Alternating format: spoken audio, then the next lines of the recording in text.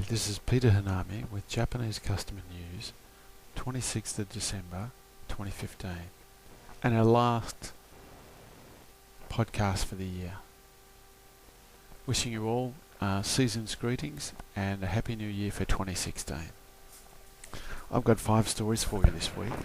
Our first story is about technology, and this was reported by Anna Fifiel in the Age newspaper on December 16th. Japan is famous for its high-tech derriere washing tushy warming toilets.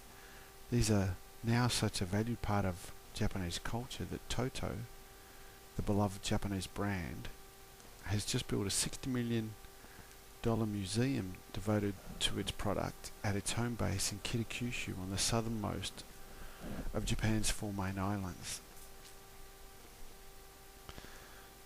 Our second story this week is reported by Yuri Kageyama in Japan Today Associated Press, December 22nd. Toshiba Corp said on Monday the 21st of December it plans to cut 7,800 jobs, mostly in its consumer electronics business, as it reorganises in the face of projected record losses for the current fiscal year. The job cuts will affect about 30% of the consumer electronics business and represent about 3% of Toshiba's overall employees. The cuts involve about 6,800 jobs in the consumer electronics or lifestyle segment and another 1,000 positions from Toshiba's corporate staff. Our third story is about tourism. This is reported in the Japan Times on December 21st by Kazuaki Nagata. A recent survey by the Agency of Tourism suggests that many tourists from overseas who had intended to buy SIM cards after arriving in Japan were apparently unable to do so. The survey found that 28.6% of 6,971 travellers had planned to purchase SIM cards, but only 13% actually did.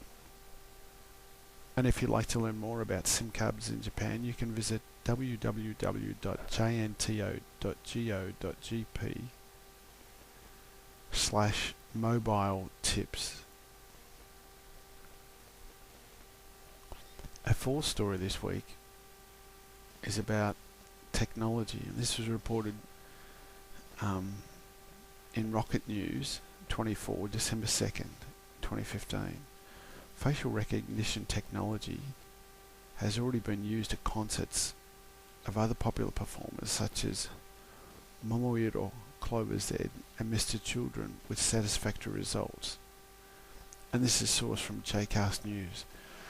So a lot of promoters in Japan are using facial recognition technology to allocate extra seats to fans. So fans, when booking, have to provide a photograph, and this photograph is then used to help allocate seats, and to make sure that the seats are only given by those people the photo identifies them.